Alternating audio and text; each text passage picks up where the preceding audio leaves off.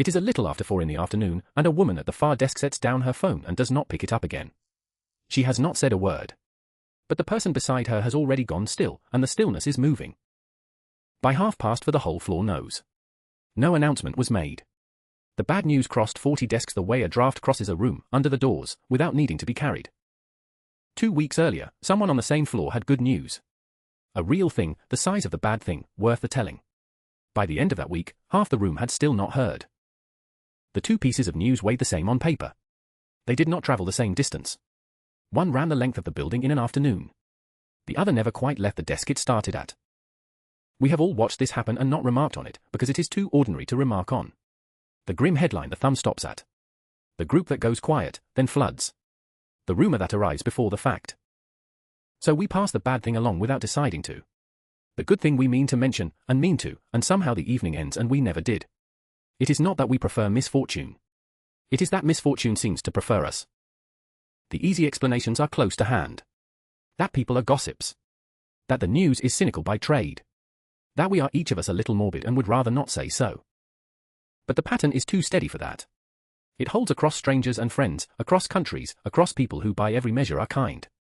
Something this reliable is rarely a character flaw. It is usually a mechanism. So here is the question the film will follow. Whether bad news travels faster because we are worse than we hope. Or because bad news is simply heavier, and heavy things, once they start to move, are hard to stop. Start with the weight. In 2001, a team of psychologists led by Roy Baumeister gathered decades of findings from every corner of the field and looked for what they had in common. Across love, money, memory, health, learning, the same shape kept appearing. A bad event left a deeper mark than a good event of the same size. They gave the pattern a blunt name. Bad is stronger than good. You know the arithmetic without being taught it. One cruel sentence outlasts a day of kind ones. A single harsh review sits louder in the mind than a whole page of warm ones directly above it. The good comment is read once and let go. The bad one is read, and returned to, and read again at night, as though the mind kept a private drawer for it. A second researcher, Paul Rosin, noticed the imbalance had a stranger property. Bad seeps into good far more easily than good seeps into bad. It behaves less like weight and more like contamination. A single cockroach, he pointed out, will ruin a bowl of cherries. But a single cherry does nothing at all for a bowl of cockroaches. The ruin only runs one way. He called it negativity dominance. When something good and something bad of equal strength are put side by side, the sum is not neutral. It tilts, every time, toward the bad. This is why one betrayal can undo years of loyalty, and why years of loyalty cannot quite undo one betrayal.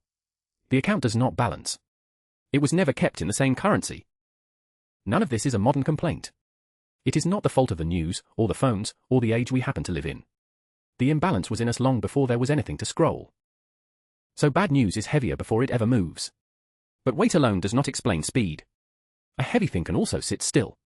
We need to know why this particular weight is always in such a hurry. For that, go to a smaller experiment, about money.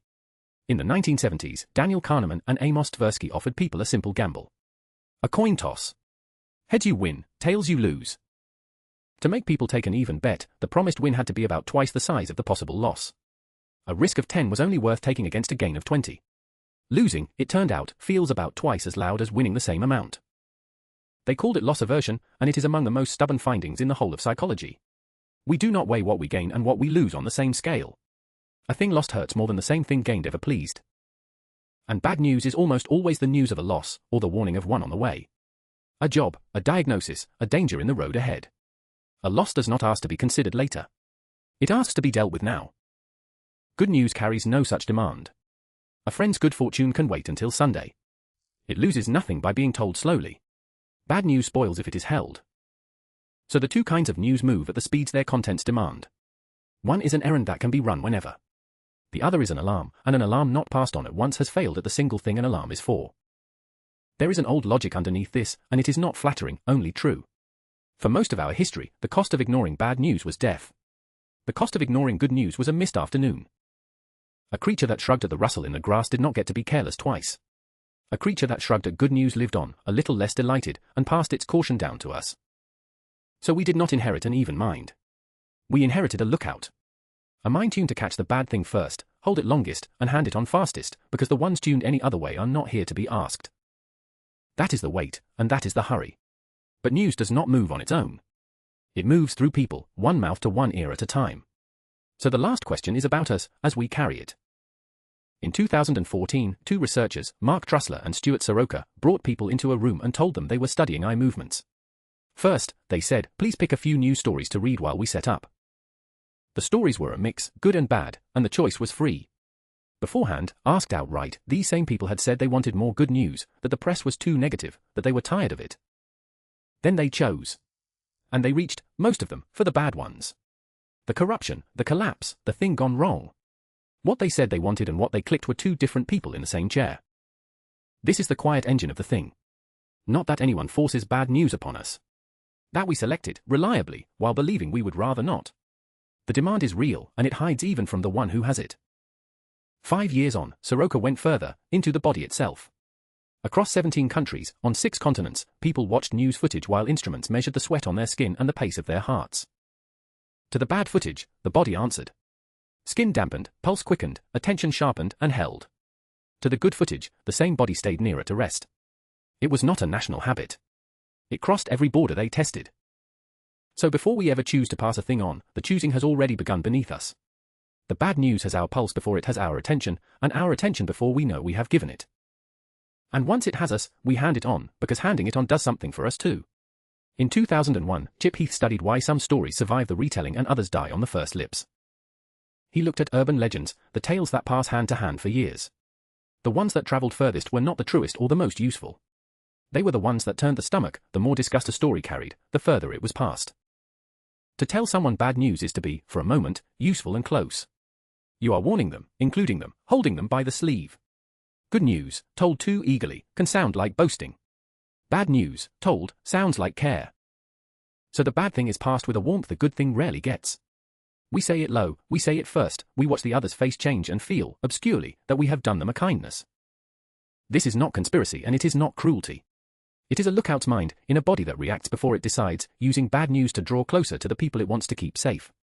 Every part of it means well. The sum still tilts dark. Now give that mind a machine built to carry it. In 2018, 3 researchers at a lab in Massachusetts traced 126,000 stories as they moved across a social network over 11 years. They were not sorting good news from bad. They were sorting true from false. And the false stories, they found, ran farther, faster, and deeper into the crowd than the true ones ever did. The true news reached its handful of people and stopped. The false news leapt from hand to hand, outrunning it at every turn, and the widest, fastest false stories of all were the political ones.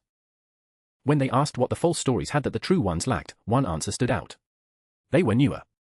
They told people something they had not heard before, a thing surprising enough to feel worth passing on. And when they read what people wrote back, the true news drew sadness and trust and a kind of settling. The false news drew surprise and disgust. It did not spread because it was believed. It spread because it was felt. This is the old lookout given a far longer reach. What surprises and disturbs us still moves fastest, only now it crosses oceans in an afternoon instead of a village by nightfall. We did not become more fearful than our grandparents. We simply handed our oldest reflex an instrument that never tires, never sleeps, and rewards the alarm over the reassurance without ever meaning to.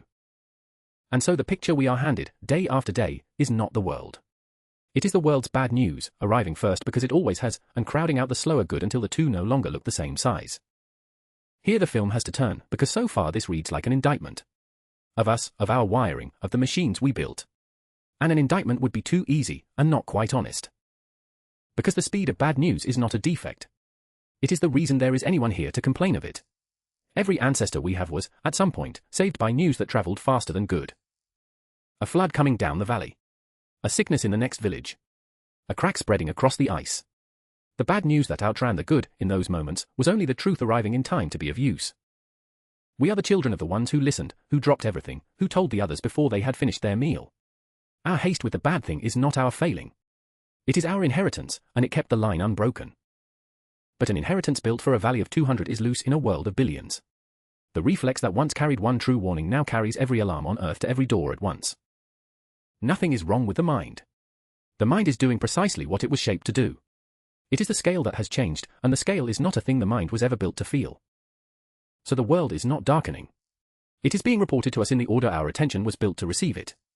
Worst first, loudest longest, and the quiet good left to find its own way over, slowly, if it comes at all. The bad news is not lying to us. It is only always early. And a thing that is always early, if we forget that it is early, begins to look like the whole of what is true. There is no instruction here, and the ones usually offered do not survive contact with the mind we actually have. We will not decide to feel bad news less. The lookout does not take the night off because we asked it to. But recognition is a smaller and truer thing than advice. And what there is to recognize is only this: that the speed was never a sign the world was ending. It was a sign the world once had something worth warning us about. The good news is not absent. It is not even rare. It is only slow, and quiet, and easily outrun, and it does not take us by the sleeve on its way past. A recovery that took months and made no sound. A kindness done and never mentioned. A thing that did not go wrong, and so was never news at all, because nothing that goes right ever is. We are built to notice the stone in the grass and to walk straight past the long uneventful field it sits in. And the field is almost all of it. The field is where nearly the whole of a life is actually spent. The woman at the far desk, whose bad news crossed the floor in an afternoon, goes home that night to a street where nothing at all is happening, which is to say, where everything is quietly fine. The bad news reached everyone by 4:30. The street full of ordinary evenings will never be reported to anyone, because it arrived on time, and stayed, and asked for nothing. And that is what good news is. So the next time the bad thing reaches us first, as it always will, we might see the messenger for what it is. Not a verdict on the world. Only the fastest thing in it, arriving, as ever, ahead of the rest. And somewhere behind it, unhurried and unannounced, the rest of the news is still on its way. The slow news. The good news. The enormous quiet news that the day, against every alarm, mostly held.